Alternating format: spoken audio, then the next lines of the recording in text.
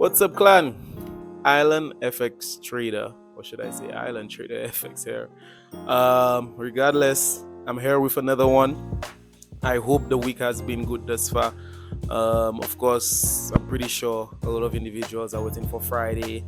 You're trying to identify that liquidity that price is drawn to, that liquidity point that price is drawn to. All the best. Me personally, I'm done for the week. The trade that I took today, I'll be going over that, but most importantly, I'll be looking at how I took my funded account from the depths of hell to heaven, right? From loss, like all the way to the bottom. With funding pips, I believe the overall loss that you could have on a funded account on funding pips should be 8%. If I'm wrong, then it would be 10. But at one point, my funded account was at negative 7%. Okay? Negative 7%. At that point, most traders would try to full pot the account. That would be the psychology, that would be the mentality. I mean, the account is close to being lost. Why not just full pot it and push it back up to where it's supposed to be? You understand? That would be the mentality of most traders.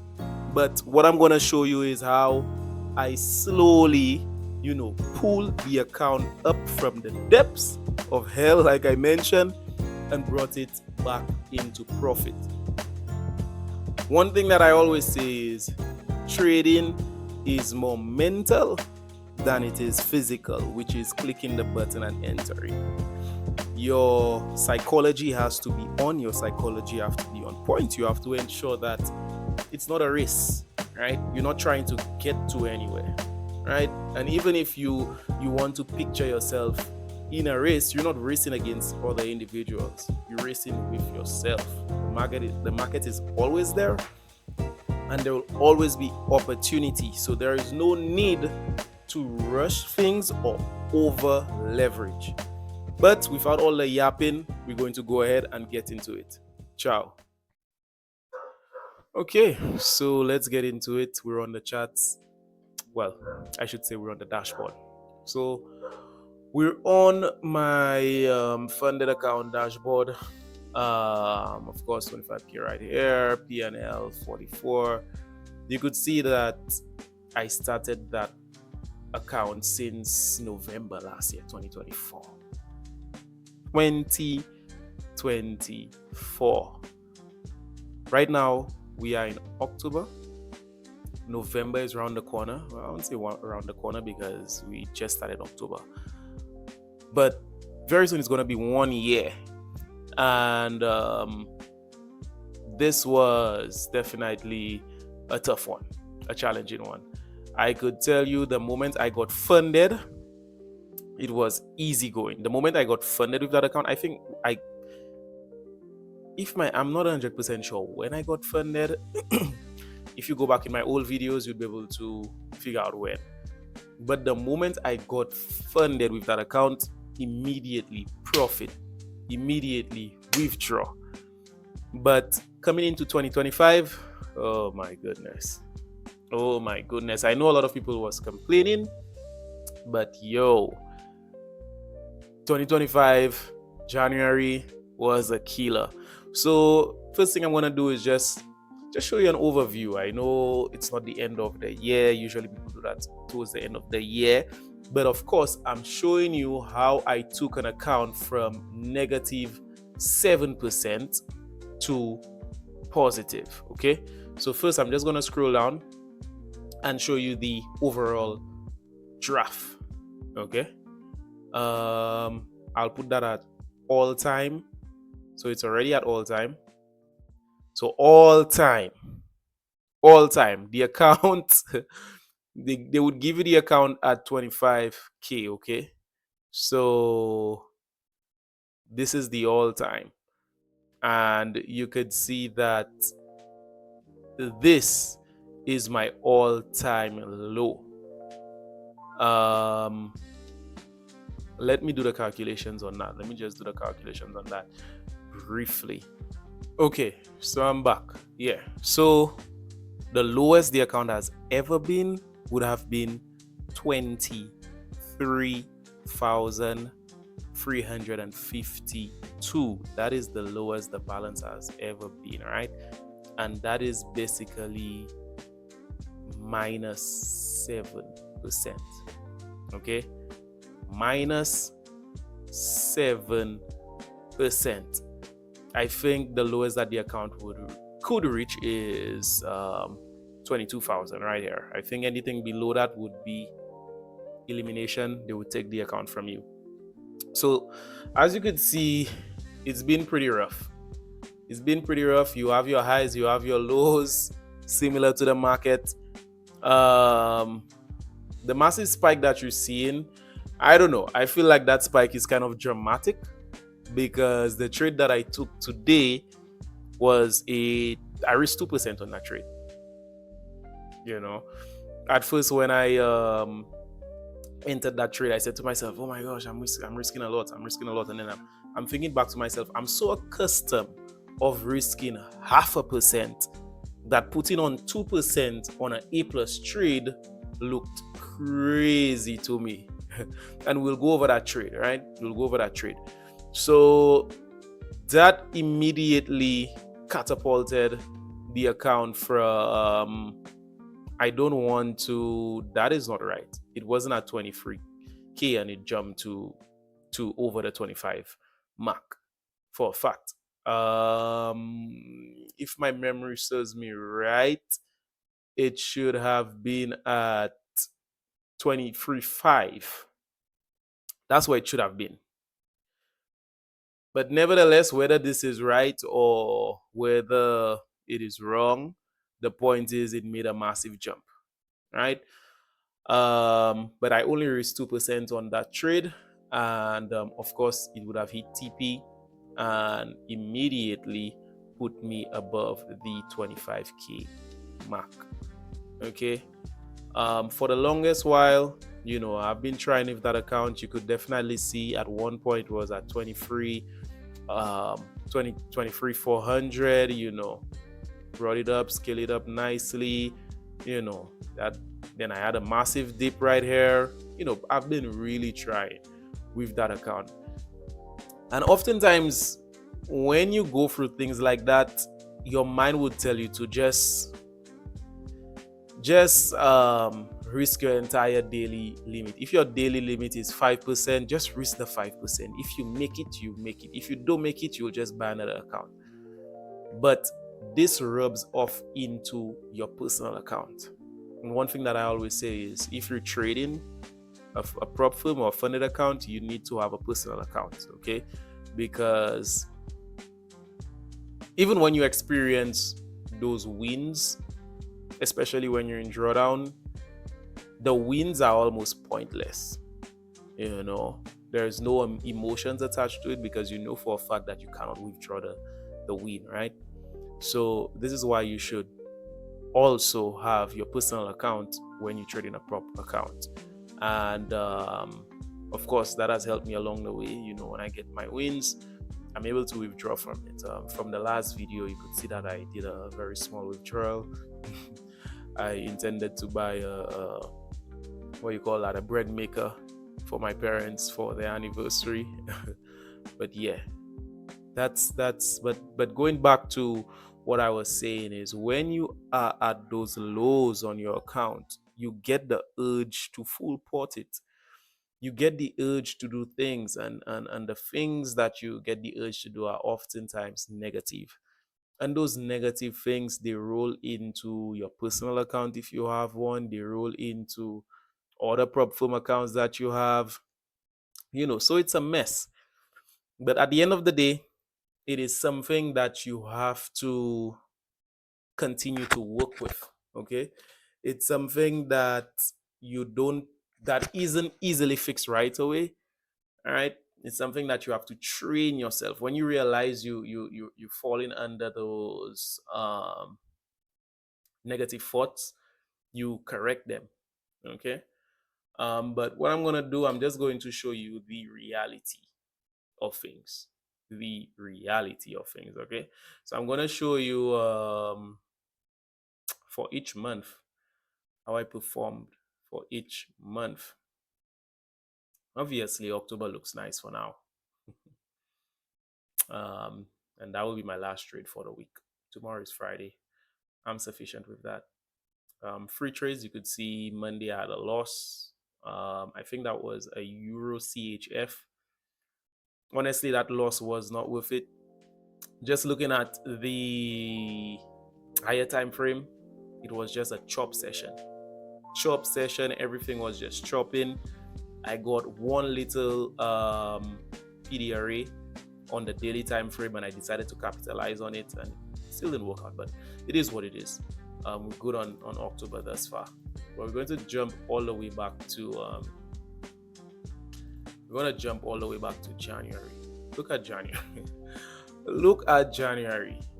You are Thursday, the 2nd of January. You know, Trump just coming into power. You know, I took a L. The following week, I did not trade. The week after that, I took another trade, took a L again. That's 1%, by the way. That's another percent. That's 0.5%. That's basically a little above 0.5%. And then the 30th, I got a win. And as you could see, I finished with a negative, I would say a negative 1% and change for January. All right. So that is what it was for the first month of the year. I would like to believe a trader would think, okay, so how much would I have to have in Propfirm capital to actually sustain me?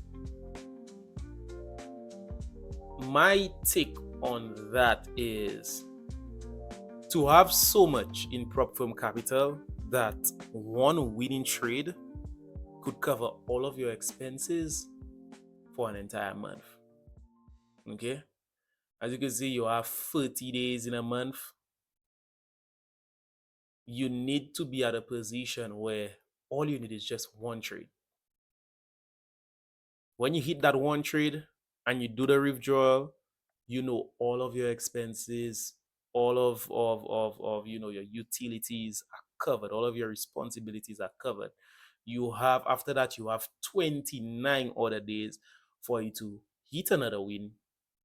And of course, you know, those profits from that win could go into, you know, I guess, you know, whatever you want. Yeah, if you want to spend some money on yourself, what have you. But that's my take.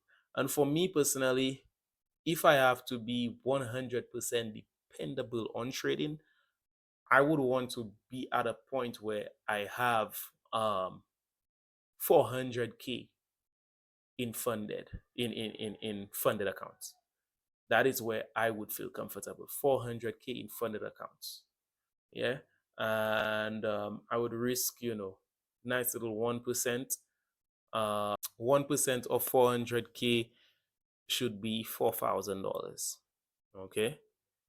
And that is 4,000 US dollars. I'm not sure where you're watching from, but 4,000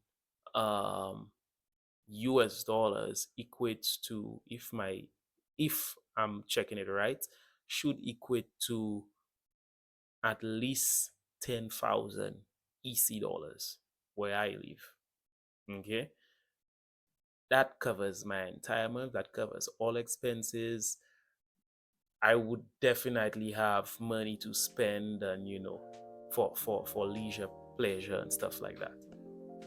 So that is my goal. That is when I would say, you know what, one life to live, I'm going to go all in on trading. But anyways, without all the yapping, January, yeah, January was a L month. February, you could see that we had a few trades, we had some wins, we had some losses, but then at the end of it all, negative $16.88. So February was basically a break-even month, right? March, look at March. Oh, March was a good month. That's my birthday month, by the way. March was a good month. Finished with over, I would say, 2% in profit, 2% and change. So that's good. That's very good. March was a good month. So imagine if I would like to imagine that for myself. If I had the 400K in funding, that would have meant I would have finished the month with 8,000 US, which equates to more than 16,000 EC dollars for me. Man, I would be balling. That's a prime minister's salary where I live. Okay, so everybody has their goals. That's my goal. But that's how I finish March.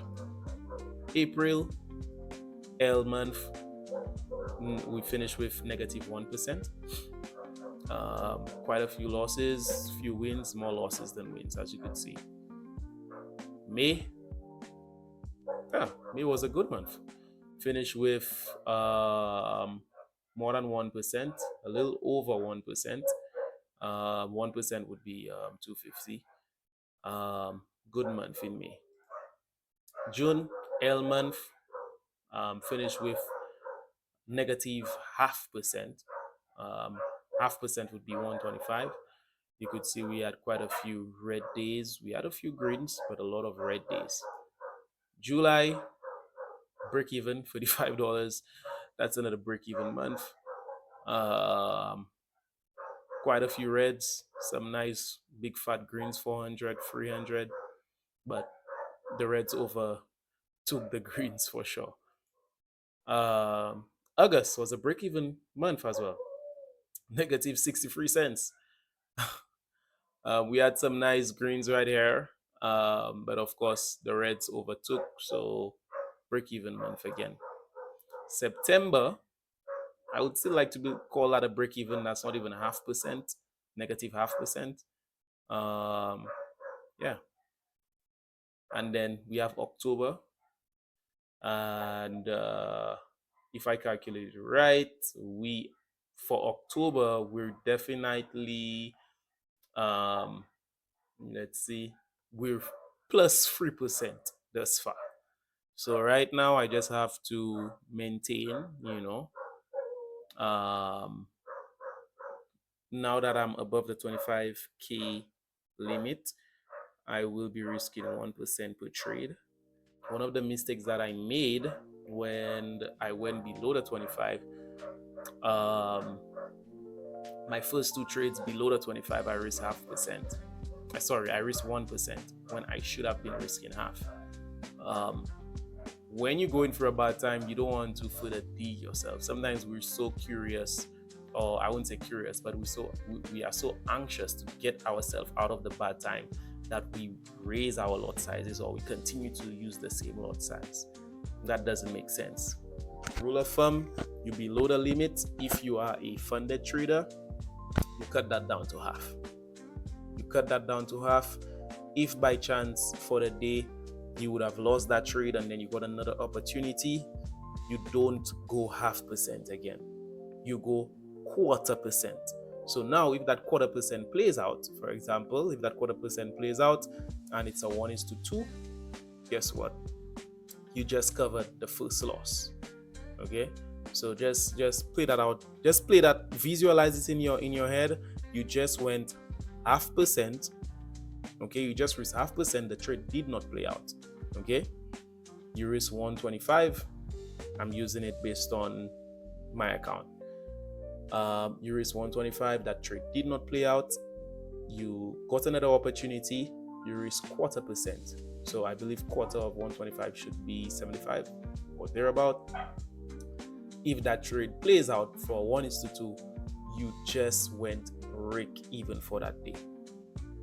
So risk to reward, trust me, it really does work. Without risk to reward, I would have blown that a long time ago. So risk to reward keeps you in the game. I think there are some statistics.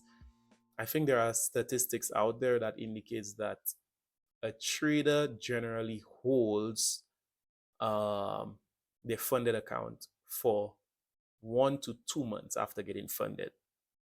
Okay, it's all up there.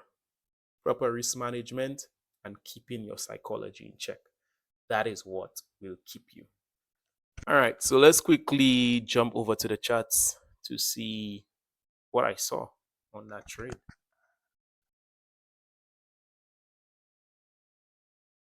Okay, so GBP USD, this was the trade that did it for, well, looks like my battery is getting low, but GBP USD, this is the trade that did it for me. We could definitely see that the market was dropping. On the weekly time frame, it's dropping. On the daily time frame, it's ranging. All right.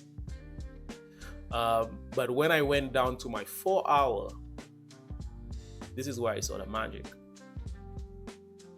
We had this low right here. On the 4-hour, we had this low. Of course, you guys know I always go for my close. We had this low right here, and we could see price is casually forming. Let me just remove this right here. Remove all of this lipstick. We could see prices casually forming lower lows right here, the low. If I go on the line chart, you'll see clearly low, lower low, and higher lows. Higher low, right? Price is bearish. What I waited for is a retracement into this 4-hour zone. Now I could have entered aggressively right here, bam, put my stops up here, and then went for the low. But this is what I did instead. When price pushed up, I did not have time execute. That's what it was. That's why I did not enter aggressively. So after price tapped the zone right here, I noticed that price was really starting to push. After it passed the 4-hour zone, tapped the 4-hour zone, sorry, price really wanted to push. All right.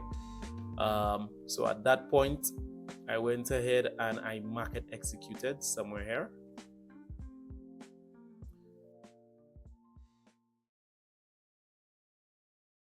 I market executed, if my memory serves me right, somewhere right here. And I placed my stop loss above. I placed my stop loss above the high right here. Okay. I know for a fact that the trade was a 1:2. It definitely wasn't a 1:2. It was a 1:1.7 when I did look at it. And price just melted. Price melted. And even if sometimes this is what I do after price taps into the 4-hour zone or the high time frame zone, I wait for price to create lower time frame fair value gaps and wait for a retracement. But the momentum and the pressure the sellers were displaying at the time showed me that price does not want to retrace, because price came all the way down here several times and pulled back up slowly all the way down. I think it did it like 3 times. When it retraced maybe the 3rd time, I entered my stops here. At the end of the day, even if price were to go ahead and create a 15-minute fair value gap, this is as much as I'm willing to lose anyway. So I put my stop loss here, and then I targeted my 4-hour close, and this was it. The rest was history, and this was the win for the week. All right. So if you guys were able to learn anything on that trade, or if you guys were able to learn anything on the video, of course, leave a sub, of course, share the video, leave a like, comment, say something. If there's something that you want me to discuss or you want me to speak about, leave a comment and I'll get to that. But that's it for today's video. I hope you guys have a good one. Ciao.